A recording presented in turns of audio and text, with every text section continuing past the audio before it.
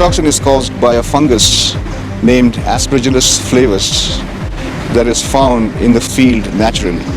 It's there everywhere. It's there in the soil, it's there in the... It builds in the animal system and can be transmitted to humans with the far-reaching health implication. Aflatoxin exposure begins even in the intrauterine life when the baby is developing. It can lead to death if it is consumed in high doses over a short period of time. Governments must put in money, just as we have been putting in money in other emergencies.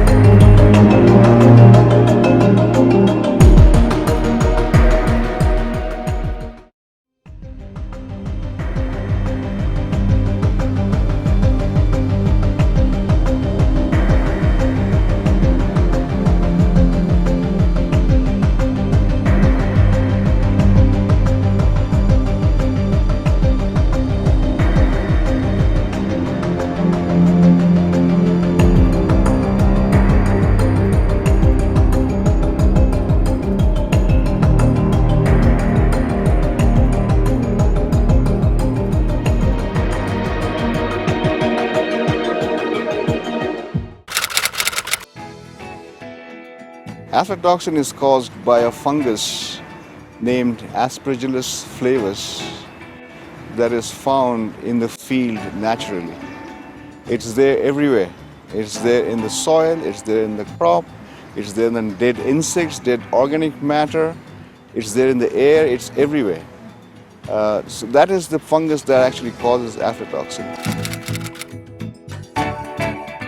Aflatoxin affects the health of our population, because once you consume it and it keeps building in your body system, it can lead to a number of health challenges, from the problems of liver and other dysfunctions in the body, and also it leads to stunting of young children, and stunting reduces the physical, mental and psychological development of children, and this is not good enough. Apart from the fact that it kills people, has a negative consequence on agriculture, on food security, because if you have your grains of maize, rice or any other commodity, or even animal feed, it would lower the production and productivity of those crops. Member states also suffer when their crops are infested with aflatoxin, because before you can export any agricultural commodity, it has to be aflatoxin free. There are various standards established by the Codex Alimentarius Commission on the levels of aflatoxin. Different governments in Europe and the United States have also standards. So if you don't meet those standards at the point of export, if you export those commodities or crops that are infected with aflatoxin, they will be rejected.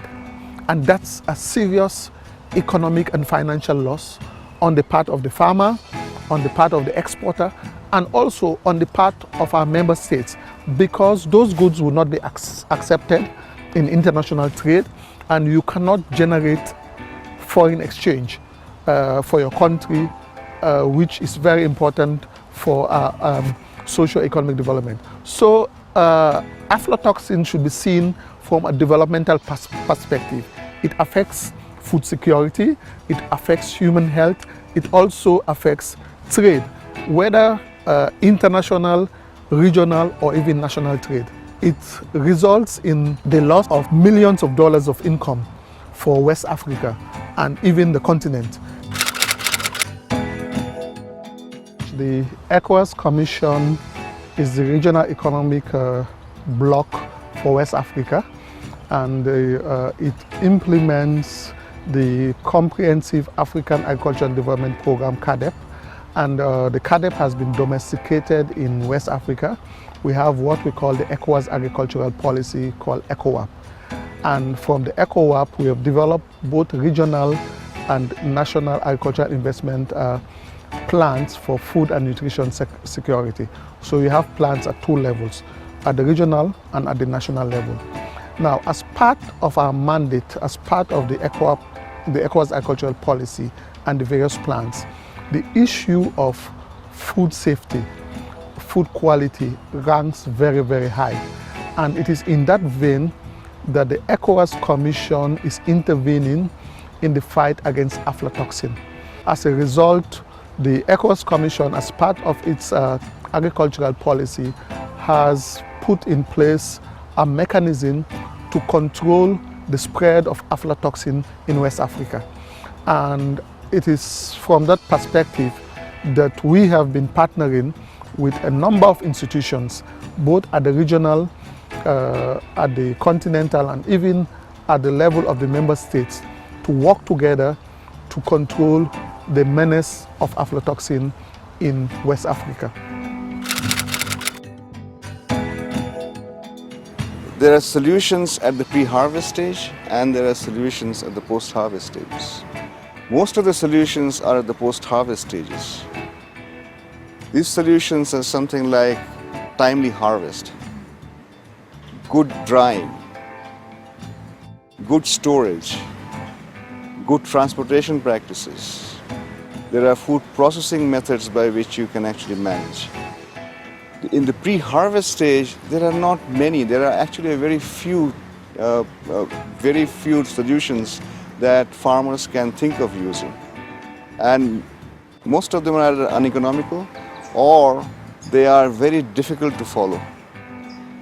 The only solution that we have found commercially available is the biological control.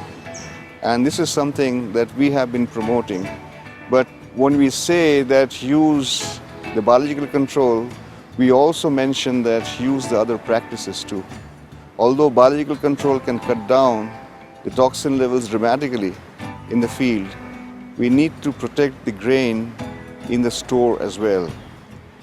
In the store, if you have biological control or what we call as the Aflasafe product, the pre-harvest treatment will have post-harvest solution, but you actually need to maintain good grain integrity. Aflasafe in West Africa, and I can say with all degree of certainty, is a big contribution to the advancement of food security in West Africa and the African region.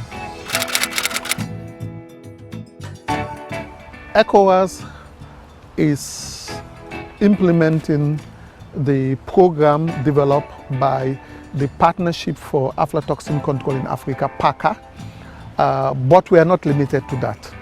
We have also, as a commission, signed a memorandum of understanding with the International Institute for Tropical Agriculture, IITA, based in Ibadan, Nigeria, to address a whole range of agricultural issues. And one of those issues is the issue of food quality. And to be more specific, is the issue of controlling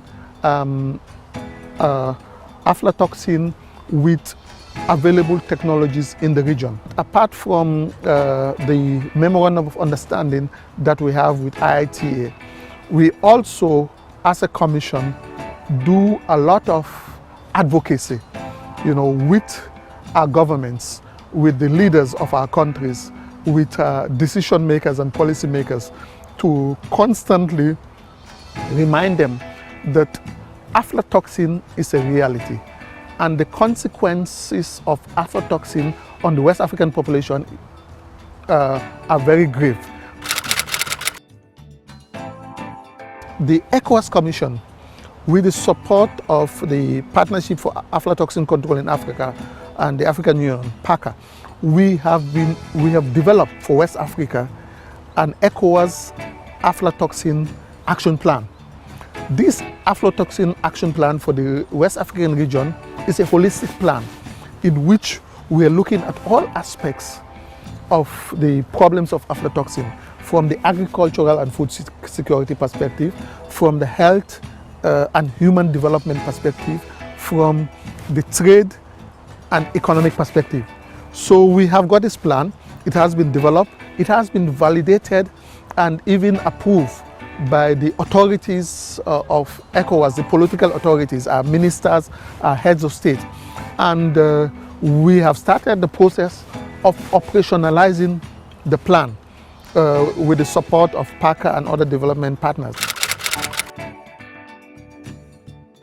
Our advice would be for these governments and for our member states in the ECOWAS region to treat aflatoxin as a serious developmental issue. It transcends agriculture. It's also a health challenge. It's also a trade challenge, you know. So it's for us at the level of the ECOWAS Commission, we see aflatoxin infestation in the region as a developmental challenge. So our governments, our member states, public, private sector, civil society organizations should all come together to join hands to address the challenges of aflatoxin. And this calls for investment. Governments must put in money, you know, just as we have been putting in money in other emergencies that arise in the region from time to time. Governments must invest in reducing the negative consequence, the effects of aflatoxin on our livelihood systems, on our populations, and on our economy. So it calls for investment. That is very, very critical.